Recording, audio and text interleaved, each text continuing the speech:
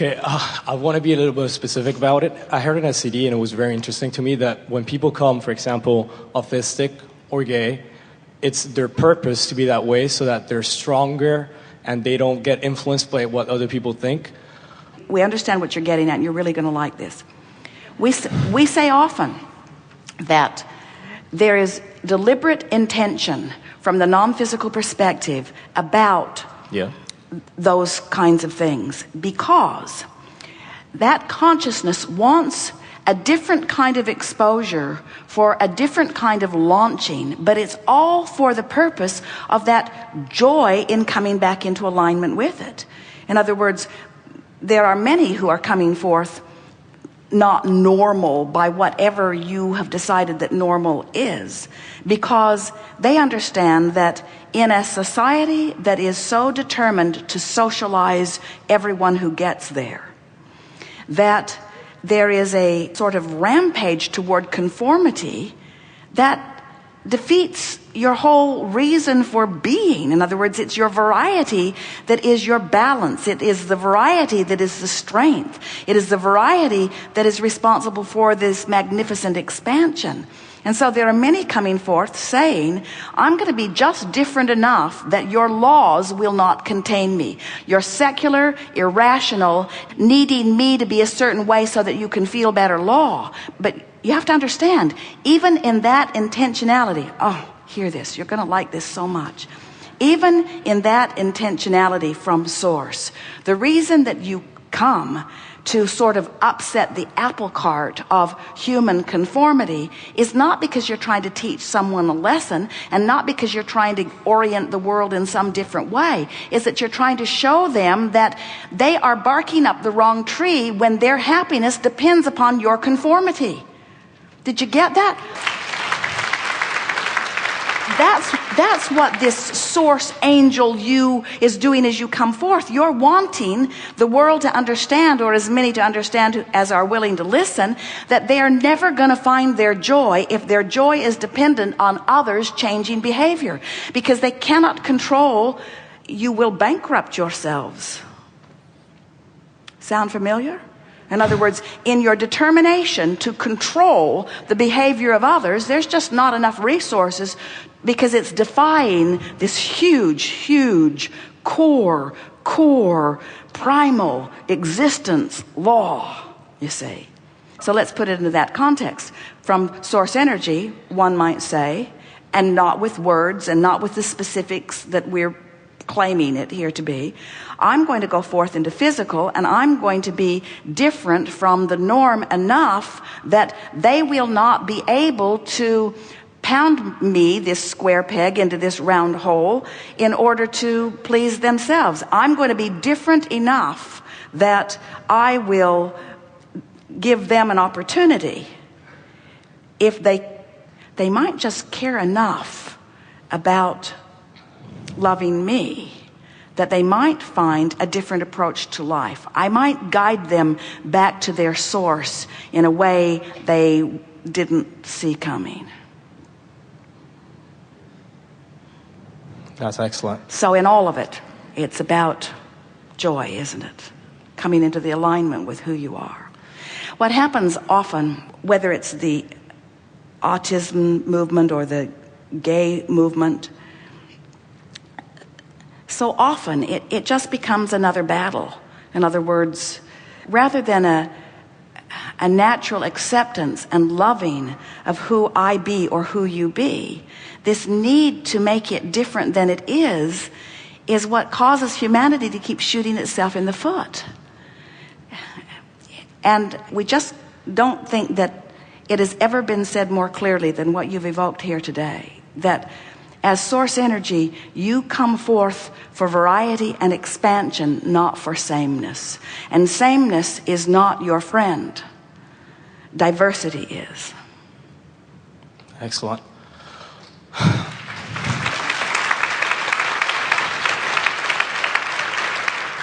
I think I kind of know the answer to this, but I'm still going to ask it. If somebody came knowing that and their life experience caused them to want to change it, can they?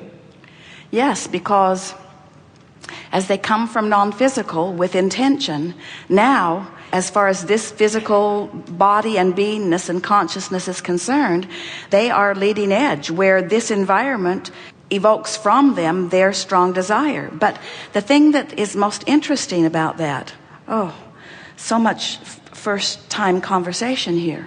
The thing that is so essential to understand about that is that until out here on this leading edge, you find a way to align with the source within you, you don't make big changes.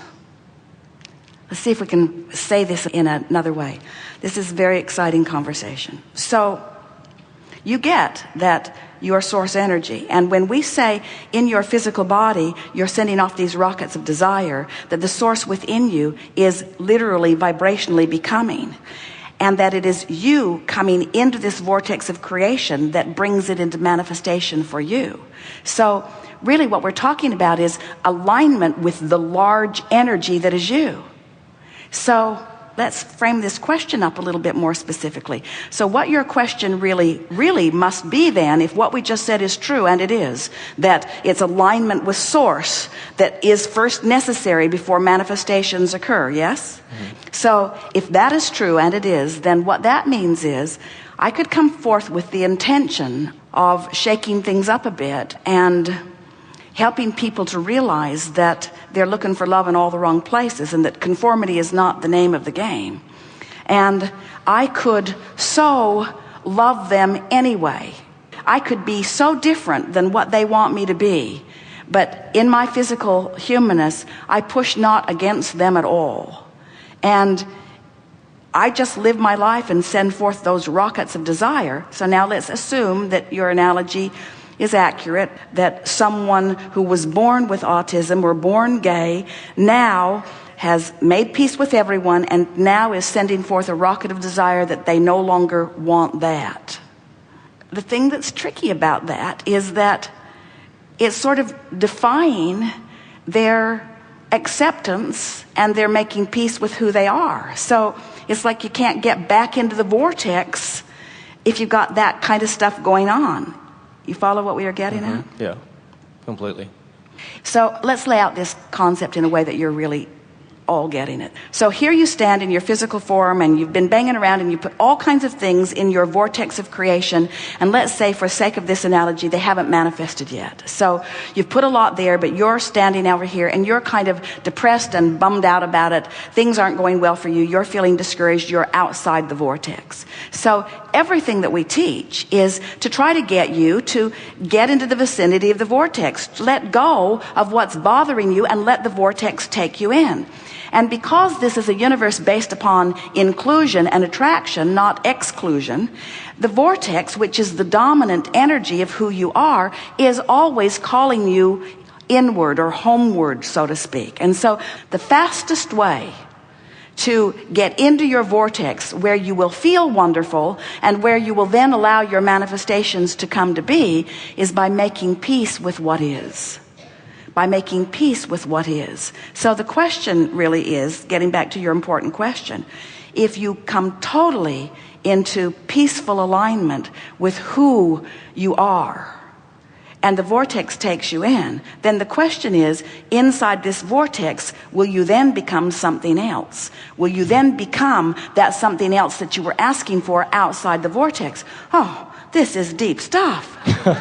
What you're really reaching for, and your question couldn't be deeper, is my intentionality from my source, does it reign supreme the whole time? Do those powerful and we say yes, but you got to understand, those intentions were general and broad, not specific like you want to make them out to be. You seek joy. In other words, those intentions are broad enough to encompass anything that this time-space reality causes you to carve out. If this time-space reality has the wherewithal to inspire a desire within you, this time-space reality has the wherewithal to deliver the goods to you. But you will never receive what you want unless you are in complete alignment with who you are. And so what happens is you become in alignment with who you are, and then those outside the vortex concerns fade away. and you find the joy, which is, as we said earlier, everything you want. The reason you want it is because you think you will feel better in the having of it. The reason people want those kinds of changes is because they want to please the peanut gallery. Yeah. Yeah. And when you're in the vortex, the peanut gallery is irrelevant. This is excellent in person. It's so much better in person. It really is. Good time for a segment of refreshment. Thank you.